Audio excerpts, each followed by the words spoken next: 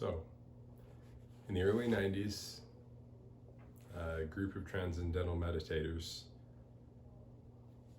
put together a hypothesis basically that them meditating together could lower crime rates. And the first place that they did this was in Jerusalem, and they made it pretty public, and the media, everybody around the public, they thought that it was going to be, nothing was going to happen. At the end of it, the city of Jerusalem experienced a 25% reduction in crime over the period of time that they were all meditating together. At that time, and still for some reason today, Washington, D.C. is one of the most dangerous cities in the world. So they, once again, had the hypothesis that they would be able to lower the crime rate by 25% in Washington, D.C. This was very publicized. The police chief at that time, he said the only way that the crime rate in D.C. is lowering by 25% during the middle of summer when they were conducting their experiment would be if there was like a crazy random blizzard that basically locked everybody in for a couple weeks. So they had hundreds of people coming into town, doing their meditation, cycling back out, and just kept a steady flow for this 3-month period of time. And at the end of it, the crime rate during the middle of summer, the peak crime time in Washington, D.C., had dropped 25%. That police chief, who had been such a skeptic, he actually helped to author the request for funding from the legislature to continue this program in the future. Fast forward, big shock, the funding was not granted, and like I said at the beginning of this, Washington, D.C. is still one of the most dangerous cities in the world. What's the point of talking about this? Well, the point is that our minds, when stilled and focused and tapping into the underlying energy that we are all a part of, however you relate to that, whether you call it God, creator, light, spirit, whether you don't believe in any of that and think it's nothing, once again, as if you've watched any other videos, nothing is something. If we're living in a simulation, doesn't matter. There's still consequences, obviously. There's still underlying energy that connects us all.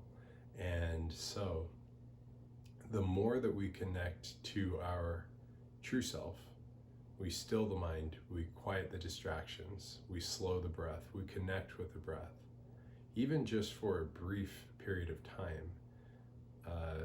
Amazing things can happen and do happen inside of us.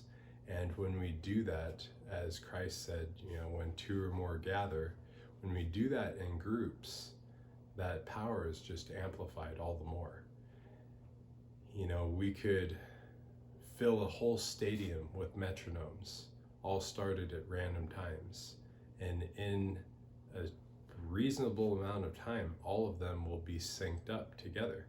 They will all be in unison. How does that work? They're supposed to keep steady time, steady pace for musicians or whatever they're being used for. How can they sync together? And it seems that it's like our neurons. They say neurons that fire together wire together. And I'm pretty certain that when we as individuals get our neurons to fire and wire together and do that with other people with a intention of, sending positive energy, sending love, lifting up prayers, however you want to say it, but in a state of a meditative state, a state where we are more calm and collected, connected with the breath, and disconnected from the outside reality for a period of time, then things really sync up. I'm pretty certain that when we get 1% of people on the planet to do this together, maybe not all at once together, but to be in this practice of sending loving intention together, devoting 1% of our day. Once again, 86,400 seconds in a day, 864 seconds is 1% of that, or 14 minutes, 24 seconds. Give that to yourself and give that to the world.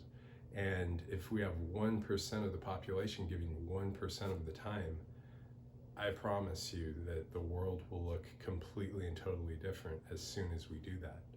And so, what can't we change? What can't we make better?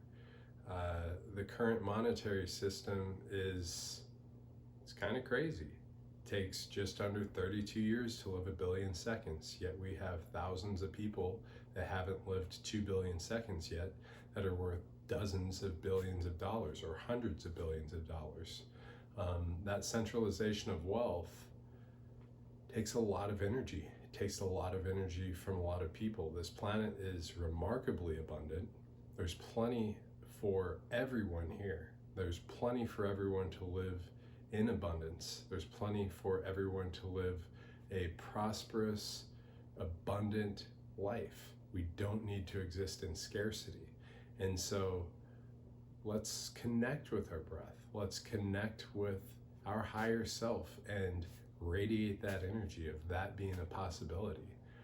I have a crazy dream that the World Economic Forum will be dissolved. All of the resources will be allocated to the many, and the World Equality Forum will be formed.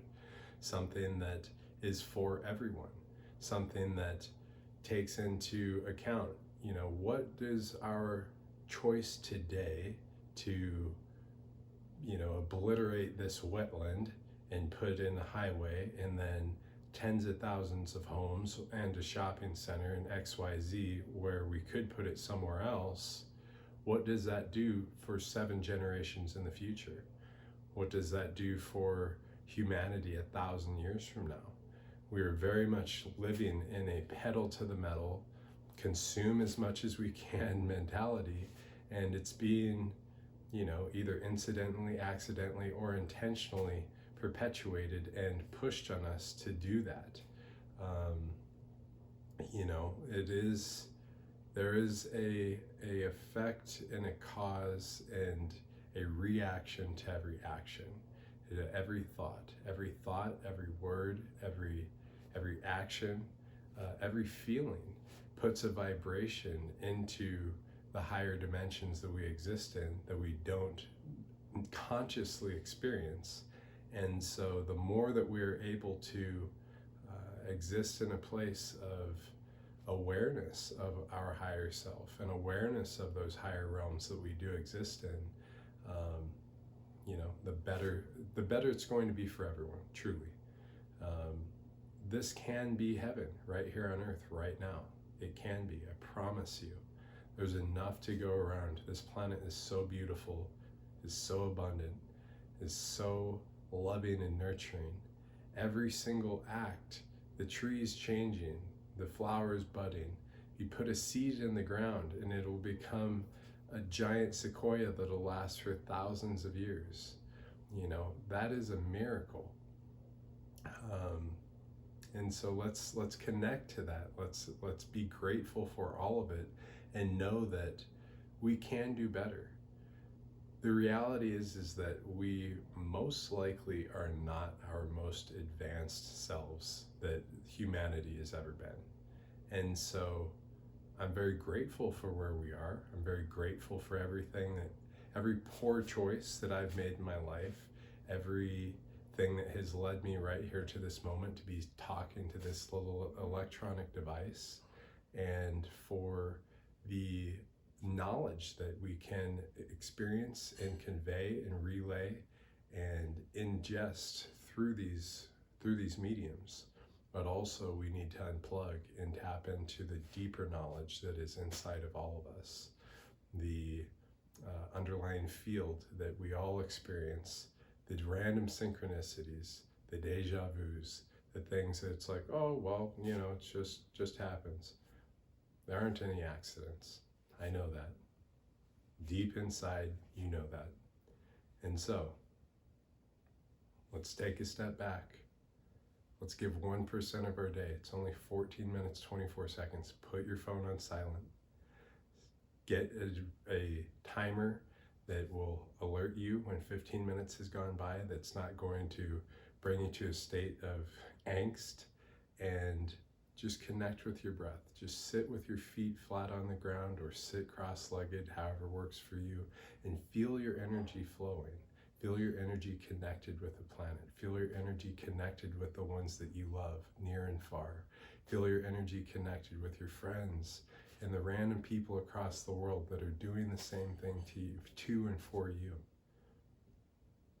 We can and we will change the planet for the better, but it is up to each of us right now to start making these changes. It's going to make us feel better. It's going to make everything around us better. It's going to make life as a whole in this world better. We choose. We as individuals choose. We as households choose. We as neighborhoods choose. Towns, states, countries, on and on. Our planet, we choose. So let's stop existing in a state of fear. Stop watching the news. Stop doom scrolling and just be. Get out, breathe, and experience life the way it's meant to be experienced, joyfully, lovingly. I believe in you. I love you. I know we can, and I know we will.